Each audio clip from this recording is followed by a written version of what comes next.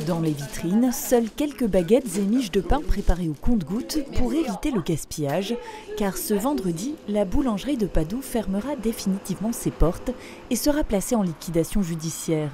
En cause notamment le Covid d'abord, puis les lourds travaux successifs sur la route départementale qui traverse la commune.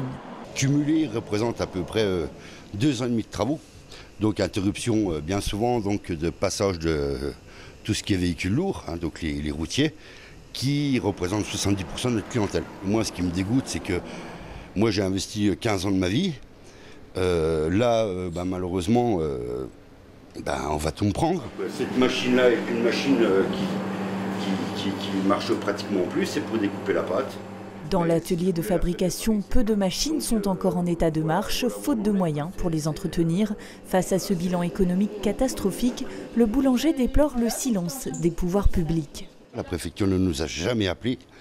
On a envoyé des recommandés au département qui fait les travaux.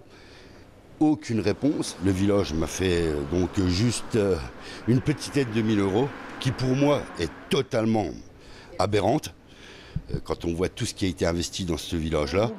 Une aide plutôt symbolique donc, versée par la mairie qui n'a pas souhaité s'exprimer à notre micro. Quant au conseil départemental, il a finalement convoqué Alexis Costa en début de semaine prochaine pour un entretien, même si le commerce aura déjà baissé le rideau. Une boulangerie de moins donc en milieu rural, victime souvent de la baisse démographique et de la concurrence des boulangeries situées dans des zones d'activité plus stratégiques, notamment les grandes franchises qui fleurissent et sont très compétitives.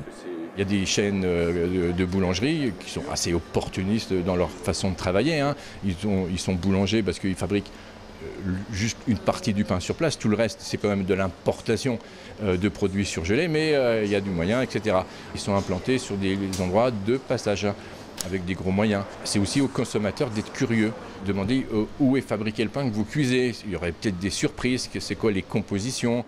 5 magasins issus de chaînes industrielles ont ainsi ouvert dans les Vosges depuis le début de l'année. Une montée en puissance face aux boulangeries artisanales qui, malgré tout, se portent plutôt bien dans l'ensemble, avec 8 nouvelles ouvertures dans le département, certaines d'ailleurs en milieu rural.